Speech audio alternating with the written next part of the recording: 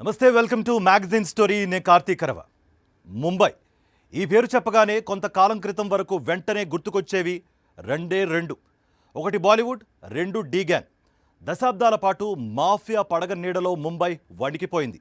ఇప్పుడు all is well అనుకుంటున్న వేళ మళ్ళీ డేంజర్ బెల్స్ మోగుతున్నాయి. ఓవైపు లారెన్స్ బిష్నోయ్ గ్యాంగ్ కేంద్రంగా టెర్రర్, ఇంకోవైపు కిల్లర్ గ్యాంగ్స్ చేస్తున్న రెక్కేలతో టెన్షన్. అటు పొలిటికల్ లీడర్స్కి, ఇటు సినీ సెలబ్రిటీస్కి ప్రమాదం పొంచి ఉన్న నేపథ్యంలో సైఫ్ అలీఖాన్ మీద హత్యాయత్నం జరిగింది. ముంబైలో అసలేం జరుగుతోంది? డీ గ్యాంగ్ పీడకలని కాస్తగా మర్చిపోతున్న వేళ మళ్లీ మ్రోగుతున్న ప్రమాద గంటికలు చేస్తున్న హెచ్చరిక ఏంటి? అసలు ముంబైకి ఏమైంది? దీనిపైనే ఇవాల్టి మ్యాగజైన్ స్టోరీ.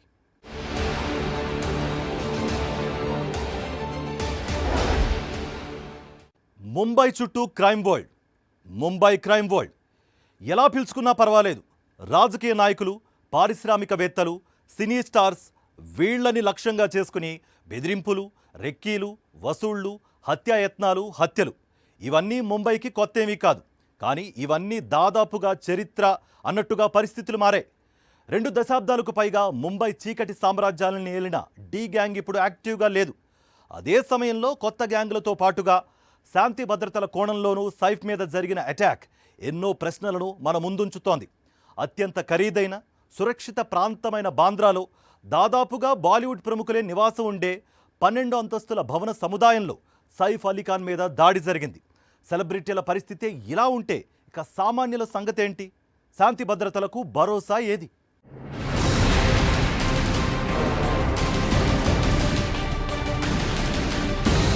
ముంబై మహానగరం, దేశ ఆర్థిక రాజధాని.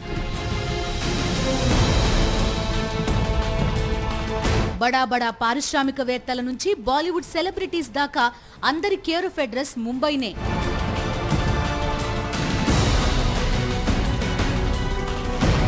బిజినెస్ టైకూన్స్, సినీ సెలబ్రిటీస్ మాత్రమే కాదు, పొట్ట చేతబట్టుకొచ్చే వారి నుంచి నిరుపేదల దాకా అందరినీ ఆదరించే మహానగరం ముంబై.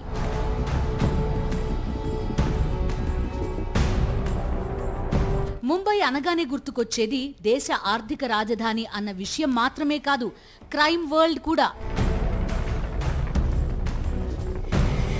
దశాబ్దాల పాటు గ్యాంగ్స్టర్స్, డీ గ్యాంగ్ ముంబైలో రేపిన అలజడి అంతా ఇంతా కాదు. ఇప్పుడు ఆల్ ఈజ్ వెల్ అనుకుంటోన్న తరుణంలో మళ్లీ డేంజర్ బెల్స్ మోగుతున్నాయా? సైఫ్ అలీఖాన్ మీద జరిగిన హత్యాయత్నం ముంబైలో శాంతి భద్రతలు ఘోరంగా మారిపోయాయన్న విషయాన్ని చెప్పకనే చెబుతున్నాయా? లేక ముంబైలో మళ్లీ గ్యాంగ్స్టర్స్ పడగ విప్పుతున్నారన్న భయంకర నిజాన్ని ఎక్స్పోజ్ చేస్తున్నాయా? సైఫ్ అలీఖాన్ పై జరిగిన హత్యాయత్నం గురించి మాట్లాడుకునే ముందు కొన్ని నెలల క్రితం ముంబైలో జరిగిన మాజీ మంత్రి బాబా సిద్దికీ హత్య గురించి ప్రస్తావించాలి. బాబా సిద్దికీ పాపులర్ పాలిటీషియన్ మాత్రమే కాదు, బాలీవుడ్తో బలమైన బంధం ఉన్న రాజకీయ నాయకుడు. అలాంటి బాబా సిద్దికీ గ్యాంగ్స్టర్స్ బుల్లెట్స్ కి బలైపోవడానికి కారణం సల్మాన్ ఖాన్తో స్నేహమే. బాలీవుడ్ కి స్ట్రాంగ్ వార్నింగ్ ఇచ్చేందుకే బాబా సిద్దికీని హత్య చేసినట్టు లారెన్స్ బిష్నోయ్ గ్యాంగ్ ప్రకటించింది. ఆ వెంటనే సల్మాన్ ఖాన్ తమ టార్గెట్ అని ప్రకటించింది. అంతకన్నా ముందే సల్మాన్ ఖాన్ ఇంటి ముందు లారెన్స్ బిష్నోయ్ గ్యాంగ్ రెక్కీ కూడా నిర్వహించింది. ఇప్పుడు తాజాగా సైఫ్ అలీఖాన్ పై హత్యాయత్నం జరిగింది. దీంతో సైఫ్ అలీఖాన్ పై అటాక్ వెనక ఉన్నది గ్యాంగ్స్టర్సా అన్న ప్రశ్న ఒకవైపు అందరిలో ఆందోళన పెంచుతోంది. మరోవైపు సైఫ్ ఇంట్లో దోపిడీకి వచ్చిన దొంగే ఈ పని చేసి ఉంటే బాంద్రా లాంటి సురక్షితమైన ప్రాంతంలో ఉన్న సైఫ్ లాంటి సెలబ్రిటీకే రక్షణ లేకపోతే సామాన్యుల సంగతేంటని ప్రతిపక్షాలు ప్రశ్నిస్తున్నాయి. మరోవైపు ముంబైలో శాంతి భద్రతలు ఘోరంగా క్షీణించాయన్న దానికి వరుస ఘటనలే కారణమని ప్రతిపక్షాలు ఆరోపిస్తున్నాయి. ఈ నేపథ్యంలో అసలు ముంబై నగరానికి ఏమైందన్న ప్రశ్న తన పరిధిని వేగంగా పెంచుకుంటోంది. బాలీవుడ్ నటుడు సైఫ్ అలీఖాన్ పై దాడి ఘటనతో చిత్ర పరిశ్రమ ఒక్కసారిగా ఉలిక్కిపడింది. మహారాష్ట్ర రాజధాని ముంబైలో ఎక్కువగా సంపన్నులు నివాసముండే బాంద్రాలోని సైఫ్ ఇంట్లోకి జనవరి 16న గుర్తు తెలియని దుండగుడు దూరాడు. సైఫ్ చిన్న కుమారుడు జే గదిలో మాటు వేసిన దుండగుడి కదలికలను గమనించిన పని మనిషి బిగ్గరగా కేకలు వేసింది. ఆ శబ్దాలు విని నిద్ర నుంచి మేల్కొన్న సైఫ్ పరిగెత్తుకుంటూ ఆ గదిలోకొచ్చాడు. దుండగుణ్ణి అడ్డుకునేందుకు ప్రయత్నించాడు. ఈ పెనుగులాటలో దుండగుడు సైఫ్ని విచక్షణరహితంగా కత్తితో పొడిచి అక్కడి నుంచి పారిపోయాడు.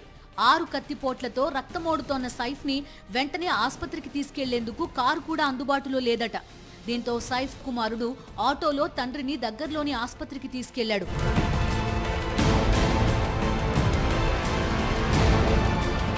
వైద్యులు అత్యవసర చికిత్స ప్రారంభించడంతో ప్రాణాపాయం తప్పింది. వెన్నెముకలో 2.5 అంగుళాల కత్తి మొన విరగ్గా ఆపరేషన్ చేసి దాన్ని తొలగించారు. ప్రస్తుతం ఆయన పరిస్థితి నిలకడగా ఉందని వైద్యులు వెల్లడించారు. సో ఇది 12 స్టోరీ బిల్డింగ్.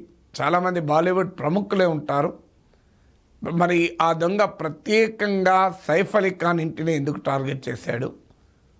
ఆయన ఇంత భద్రత, కట్టుదిట్టమైన భద్రత ఉండేటువంటి బాలీవుడ్ సెలబ్రిటీస్ ఉండే ఇంటిలో ఒక్కడు ఒక కత్తి పట్టుకొని దొంగతనం చేస్తానికి వస్తాడా?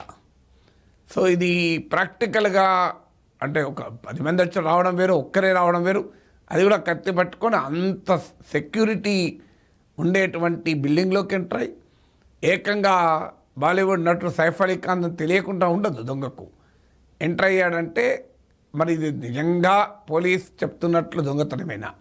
దొంగ ఆ వ్యక్తిని, దాడి చేసిన వ్యక్తిని పట్టుకోలేదు. విచారణ ఇంతవరకు జరపక ముందే ఇది దొంగతనంలాగా కనబడుతుంది అని పోలీస్ వారి వర్షన్.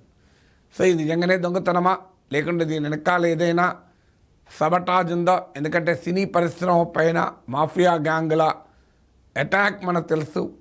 ముంబైలోని బాంద్రా వెస్ట్లో ఉన్న సద్గురు శరణ్ భవనంలో సైఫ్ అలీ ఖాన్ నివాసం ఉంటున్నారు. ఆ భవన ప్రాంగణం లోపల కూడా సెక్యూరిటీ ఉంటుంది. పైగా సైఫ్ అలీ ఖాన్ ఫ్లాట్లోకి చొరబడి దాడి చేసిన దుండగుడు ₹1 కోటి డిమాండ్ చేశాడని పని మనుషులు చెప్తున్నారు.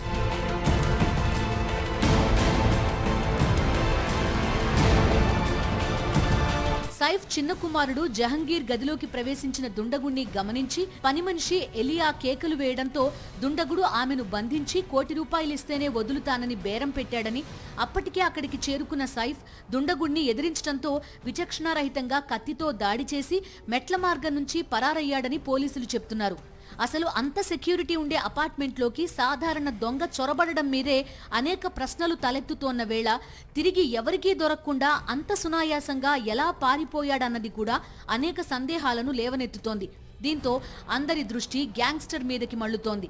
ముంబైలో బాలీవుడ్ కేంద్రంగా జరుగుతోన్న వరుస పరిణామాలు సినీ సెలబ్రిటీస్లో తీవ్ర ఆందోళన పెంచుతున్నాయి. మరోవైపు కిల్లర్ గ్యాంగ్స్ బాలీవుడ్ స్టార్స్ ని మళ్లీ టార్గెట్ చేస్తున్నాయా అన్న చర్చ కూడా ఇండస్ట్రీలో జోరుగా సాగుతోంది. మరోవైపు మాజీ మంత్రిని చంపడమే కాదు, సల్మాన్ ఖాన్ ని టార్గెట్ చేశామని ప్రకటించిన లారెన్స్ బిష్నోయ్ గ్యాంగ్ ఇప్పటికే అటు రాజకీయ వర్గాలతో పాటు ఇటు సినీ వర్గాల్లోనూ టెర్రర్ క్రియేట్ చేసింది. ఈ నేపథ్యంలో సైఫ్ అలీ ఖాన్ మీద జరిగిన హత్యాయత్నాన్ని కేవలం ఒక దొంగ తప్పించుకునే క్రమంలోనే చేసిన దాడి మాత్రమే అని భావించడానికి బాలీవుడ్ సిద్ధంగా లేదు. అదే సమయంలో అటు బడా పారిశ్రామికవేత్తలు కూడా ముంబై కేంద్రంగానే తమ కార్యకలాపాలు సాగిస్తున్నారు. సో రాజకీయ నేతలు, సినీ స్టార్స్, పారిశ్రామికవేత్తలు అందరినీ ముంబైలో మళ్లీ గ్యాంగ్స్టర్స్ పడగవిప్పుతున్నారా అన్న సందేహం వేధిస్తోంది. ముంబైలో శాంతి భద్రతలు ఎంతవరకు అదుపులో ఉన్నాయా అనే ప్రశ్న కూడా అందరిలో టెన్షన్ పెంచుతోంది. బి గ్యాంగ్ ఉత్తర భారతదేశంలో అటు రాజకీయ నాయకుల నుంచి ఇటు పోలీసుల వరకు అందరి వెన్నులో వణుకు పుట్టిస్తున్న పేరిది. డి గ్యాంగ్ మనందరికీ తెలుసు. పాకిస్తాన్ కేంద్రంగా భారత్లో దావూద్ ఇబ్రహీం చేసిన అరాచకాలు అన్నీ ఇన్ని కావు. ఆ తర్వాత మళ్ళీ అదే స్థాయిలో బి గ్యాంగ్ పేరు వినిపిస్తోంది. లారెన్స్ బిష్నోయ్ 31 ఏళ్ల గ్యాంగ్స్టర్. బి గ్యాంగ్ని జైలు గోడల మధ్య నుంచి లీడ్ చేస్తోంది ఇతనే. ఈ గ్యాంగ్ టార్గెట్ లిస్టులో సల్మాన్ ఖాన్తో పాటు చాలామంది సెలబ్రిటీలు ఉన్నారన్న వార్తలు బాలీవుడ్ను షేక్ చేశాయి, చేస్తున్నాయి కూడా. డి గ్యాంగ్ తర్వాత అటు ముంబైలో ఇటు బాలీవుడ్లో టెన్షన్ పెంచుతోంది లారెన్స్ బిష్నోయే. సైఫ్ అలీ ఖాన్ మీద జరిగిన హత్యాయత్నం కేవలం దొంగతనానికి వచ్చిన దుండగుడు చేసిందేనా, లేక దీని వెనుక లారెన్స్ బిష్నోయ్ గ్యాంగ్ ఉందా అన్న అనుమానాలు రావడానికి ప్రత్యేక కారణముంది. బిష్నోయ్లు కృష్ణ జింకలను ఎంతో పవిత్రంగా భావిస్తారు. అయితే సల్మాన్ ఖాన్ కృష్ణ జింకలను వేటాడిన కారణంగానే సల్మాన్ ఖాన్ ని ఎట్టి పరిస్థితుల్లోనూ వదిలేది లేదని లారెన్స్ బిష్నోయ్ గ్యాంగ్ హెచ్చరిస్తోంది. సల్మాన్ ఖాన్ కృష్ణ జింకలను వేటాడిన సమయంలో ఆయనతో పాటు సైఫ్ అలీ ఖాన్ కూడా ఉన్నారు. దీంతో సైఫ్ అలీ ఖాన్ మీద జరిగిన హత్యాయత్నం వెనుక లారెన్స్ బిష్నోయ్ గ్యాంగ్ ఉందా అన్న ప్రశ్న కూడా బలంగా వినిపిస్తోంది. డి గ్యాంగ్ కి చెక్ పెట్టడంలో పోలీసులు విజయం సాధించిన తర్వాత ముంబైలో గ్యాంగ్స్టర్స్ అరాచకాలకు దాదాపుగా ఫుల్ స్టాప్ పడింది. అయితే చాలా రోజుల తర్వాత లారెన్స్ బిష్నోయ్ కేంద్రంగా మళ్లీ ముంబైలో గ్యాంగ్స్టర్ కార్యకలాపాలకు తెరలేచింది. బి గ్యాంగ్ టెన్షన్ అటు రాజకీయ నాయకులతో పాటుగా ఇటు బాలీవుడ్ స్టార్స్ ని కూడా వెంటాడుతోంది. లారెన్స్ బిష్నోయి మీద తొలి కేసు 2011-12 సంవత్సరం మధ్యలో నమోదైంది. స్టూడెంట్ ఎలక్షన్స్ లో ఓడిపోవడంతో లారెన్స్ బిష్నోయి అనుచరుల్లో ఒకరు ప్రత్యర్థి గ్రూప్ కి చెందిన స్టూడెంట్ లీడర్ పై కాల్పులు జరపడంతో తొలిసారి లారెన్స్ బిష్నోయి పేరు పోలీస్ ఎఫ్ఐఆర్లోకి ఎక్కింది. లారెన్స్ బిష్నోయిని 2014లో తొలిసారి రాజస్థాన్లో అరెస్టు చేసి భరత్పూర్ జైలుకి తరలించారు. విచారణ కోసం పంజాబ్లోని మొహాలీ తీసుకెళ్తుండగా అతను తప్పించుకున్నాడు. 2016లో లారెన్స్ మళ్లీ అరెస్ట్ అయ్యారు. భద్రతా కారణాలతో 2021లో ఆయన్ని తీహార్ జైలుకు తరలించారు. 2022లో సిద్ధూ మూసేవాలా హత్య కేసులో భటిండా జైల్లోనే పంజాబ్ పోలీసులు లారెన్స్ ని అరెస్ట్ చేశారు. ఆ తర్వాత గుజరాత్ పోలీసులు 23 ఆగస్టు 2023న లారెన్స్ ని ఢిల్లీ జైలు నుంచి గుజరాత్లోని సబర్మతి జైలుకు తరలించారు. అప్పటి నుంచి ఆయన సబర్మతి జైల్లోనే ఉన్నారు.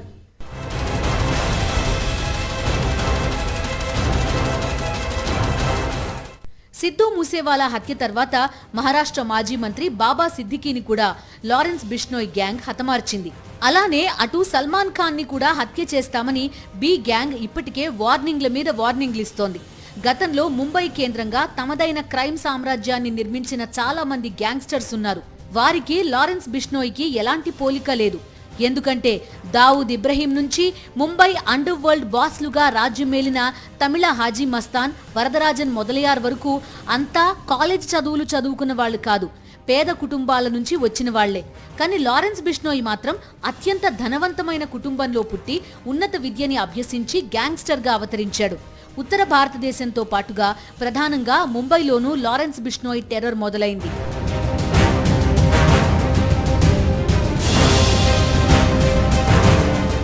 లవర్ బాయ్ లా కనిపించే లారెన్స్ బిష్నోయ్ 3 పదుల వయసులోనే నేర సామ్రాజ్యాన్ని నిర్మించుకున్నాడు.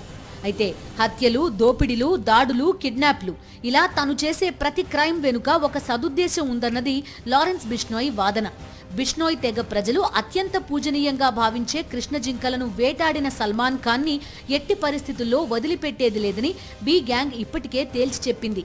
అదే సమయంలో లారెన్స్ బిష్నోయ్ గ్యాంగ్ లో ఇంకా ఎవరెవరు టార్గెట్ గా ఉన్నారన్నది ఉత్తర భారత రాజకీయ వర్గాల్లోనూ చర్చనీయాంశంగా మారింది. మహారాష్ట్ర మాజీ మంత్రి బాబా సిద్దికి సల్మాన్ ఖాన్ తో స్నేహం చేస్తున్నందుకే లారెన్స్ బిష్నోయ్ గ్యాంగ్ కాల్చి చంపింది. గత కొన్నేళ్లుగా హీరో సల్మాన్ ఖాన్ ను లారెన్స్ బిష్నోయ్ గ్యాంగ్ వెంబడిస్తోంది. మాజీ మంత్రి బాబా సిద్దికీకి సల్మాన్ ఖాన్ తో మంచి స్నేహం ఉంది. దీనికి తోడు బాలీవుడ్ హీరోలు సల్మాన్, షారూక్ ఖాన్ మధ్య స్నేహాన్ని కుదర్చడంలో సిద్దికీ కీలక పాత్ర పోషించాడని చెప్తారు. సల్మాన్ ఖాన్ కు స్నేహితుడైన వాడు తమకు శత్రువు అని లారెన్స్ బిష్నోయ్ గ్యాంగ్ బాబా సిద్దికీ హత్య తర్వాత ప్రకటించింది. సల్మాన్ తో స్నేహం చేసినందుకే బాబా సిద్దికీని హత్య చేసిన లారెన్స్ బిష్నోయ్ గ్యాంగ్ తమ నెక్స్ట్ టార్గెట్ సల్మాన్ ఖానే అంటోంది. దీంతో సల్మాన్ ఖాన్ కి ముంబై పోలీసులు సెక్యూరిటీ పెంచారు. సల్మాన్ ఖాన్ కూడా గతంలో లాగా ఎక్కువగా బయట తిరగడానికి ఇష్టపడడం లేదు.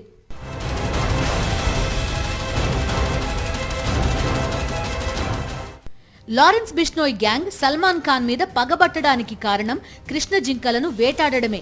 బిష్నోయిలు రాజస్థాన్ ఎడారి ప్రాంతాల్లో ఎక్కువగా ఉంటారు.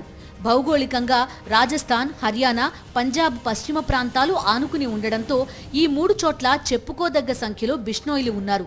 వీరు తమ పూజ్య గురువు జంబేశ్వర్ అవతారంగా కృష్ణ జింకలను భావిస్తారు. బిష్నోయ్ మహిళలు కృష్ణ జింకలకు తమ స్తన్యాన్ని ఇవ్వడం కూడా అక్కడ చాలా సహజం. 1998లో హమ్ సాత్ సాత్ హై మూవీ షూటింగ్ కోసం వచ్చిన సల్మాన్ ఖాన్ కృష్ణ జింకలను వేటాడి చంపారన్న అభియోగం ఎదుర్కొంటున్నారు. ఆ కారణంగానే లారెన్స్ బిష్నోయ్ గ్యాంగ్ సల్మాన్ ఖాన్ మీద పగబట్టింది. హమ్ సాత్ సాత్ హై మూవీ సల్మాన్ కెరీర్లోనే బిగ్గెస్ట్ హిట్స్ లో ఒకటి. 10 కోట్ల రూపాయల బడ్జెట్తో తీసిన ఆ చిత్రం 80 కోట్ల రూపాయలకు పైగా వసూలు చేసింది. అదే సమయంలో 25 ఏళ్ల నుంచి సల్మాన్ ఖాన్ కోర్టుల చుట్టూ తిరగడానికి, ప్రాణభయంతో అల్లాడిపోవడానికి కూడా ఈ చిత్రమే కారణం. రాజస్థాన్లోని జోధ్పూర్ జిల్లాలో హమ్ సాత్ సాత్ హై మూవీ షూటింగ్ జరుగుతోన్న సమయంలో షూటింగ్ గ్యాప్లో మారుతి జిప్సీలో సల్మాన్ ఖాన్, సైఫ్ అలీ ఖాన్, టబు, సొనాలి బెంద్రే నీలం దగ్గరలోని కంకని గ్రామం పొలాల వైపు వెళ్లారు. అక్కడ కృష్ణ జింకల సమూహం చూసి సల్మాన్ ఖాన్ తుపాకీతో 2 కృష్ణ జింకలను కాల్చి చంపాడని అభియోగం.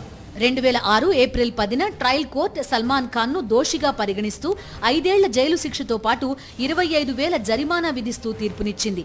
సైఫ్ అలీ ఖాన్, టబు, సొనాలి బెంద్రే, నీలంలను నిర్దోషులుగా ప్రకటించింది. జోధ్పూర్ జిల్లా కోర్టు కూడా ట్రయల్ కోర్టు తీర్పుని సమర్థించింది. అయితే రాజస్థాన్ హైకోర్టు, ట్రయల్ కోర్టు, జిల్లా కోర్టులు ఇచ్చిన తీర్పులను నిలిపివేస్తూ సల్మాన్ ఖాన్ కి బెయిల్ ఇచ్చింది. నాటి నుంచి ఈ కేసు విచారణ కొనసాగుతూనే ఉంది. దశాబ్దాలు గడుస్తున్నా తమకు న్యాయం జరగడం లేదన్న ఆగ్రహం బిష్నోయ్ సామాజిక వర్గంలో ఉంది. ఈ కారణంగానే లారెన్స్ బిష్నోయ్ గ్యాంగ్ సల్మాన్ ని టార్గెట్ చేశామని చెప్తోంది.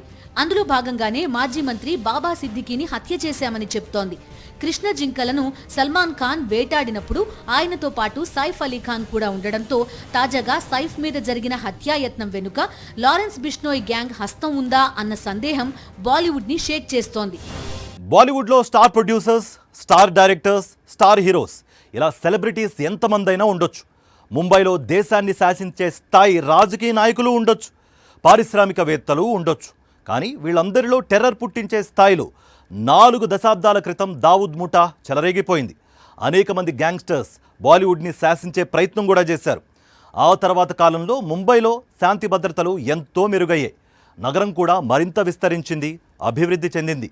ఈ సమయంలో అటు లారెన్స్ బిష్నోయ్ గ్యాంగ్ నుంచి మొదలు పెడితే ఇటు దొంగల ముఠాల దాకా ముంబైకి కొత్త సవాల్ విసురుతున్నారు.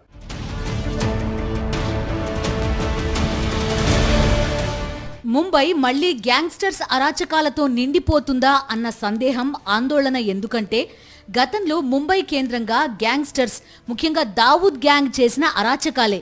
క్యాసెట్ కింగ్ గా పిలుచుకునే టీ సిరీస్ వ్యవస్థాపకుడు గుల్షన్ కుమార్ ను 1997 ఆగస్టు 12న దుండగులు కాల్చి చంపారు. నాడు ఈ హత్య దేశవ్యాప్తంగా సంచలనం రేపింది. సబర్బన్ అంధేరీలోని శివాలయాన్ని ప్రతిరోజు ఉదయం, సాయంత్రం గుల్షన్ కుమార్ దర్శించుకునేవారు. ఆ ఆలయం బయటే గుల్షన్ కుమార్ ని హత్య చేశారు. ఈ హత్య కేసులో ప్రముఖ సంగీత దర్శకుడు నదీంను పోలీసులు అరెస్టు చేయడం సంచలనం రేపింది. అయితే ఎలాంటి ఆధారాలు లేకపోవడంతో కోర్టు అతడిని నిర్దోషిగా ప్రకటించింది. అబూ సలేం గ్యాంగే గుల్షన్ కుమార్ ని హత్య చేసిందని బాలీవుడ్ వర్గాలు చెప్తుంటాయి.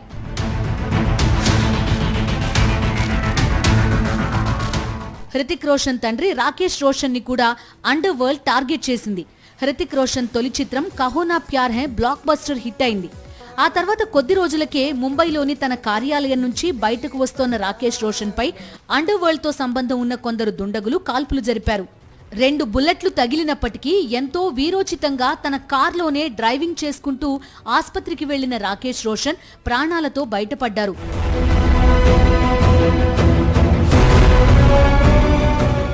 బాలీవుడ్ కింగ్ షారుఖ్ ఖాన్ ని చంపేస్తామంటూ ఇప్పటికీ బెదిరింపు కాల్స్ వస్తూనే ఉంటాయి. 90వ దశకంలో గ్యాంగ్స్టర్ అబూ సలేం అనేకసార్లు షారుఖ్ కి వార్నింగ్స్ ఇచ్చాడు. అయితే షారుఖ్ ఖాన్ మాత్రం చాలా ధైర్యంగా వారికి వ్యతిరేకంగా పోరాడారు.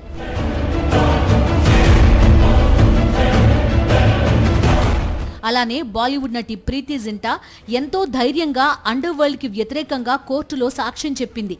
ఆమె హీరోయిన్ గా నటించిన చోరీ చోరీ చుప్కే చుప్కే సినిమాని గ్యాంగ్స్టర్ చోటా షకీల్ ఇచ్చిన డబ్బుతో తీశారన్న అభియోగాలున్నాయి.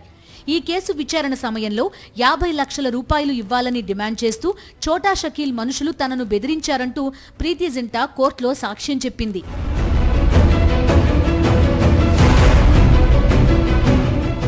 ఇలా చెప్పుకుంటూ పోతే బాలీవుడ్ ని, ముంబైని శాసించేందుకు అండర్ వరల్డ్ చేసిన ప్రయత్నాలు చాలానే ఉన్నాయి. ఆ తర్వాత ముంబైలో అండర్ వరల్డ్ ఉనికి తగ్గిపోయింది. అదే సమయంలో ముంబై కూడా మరింత వేగంగా అభివృద్ధి చెందింది. ఇప్పుడు లారెన్స్ బిష్నోయ్ గ్యాంగ్ మాజీ మంత్రి బాబా సిద్దికీని హత్య చేయడం, సల్మాన్ ఖాన్ ని హతమారుస్తామని వార్నింగ్ ఇవ్వడంతో మళ్లీ అలజడి రేగింది.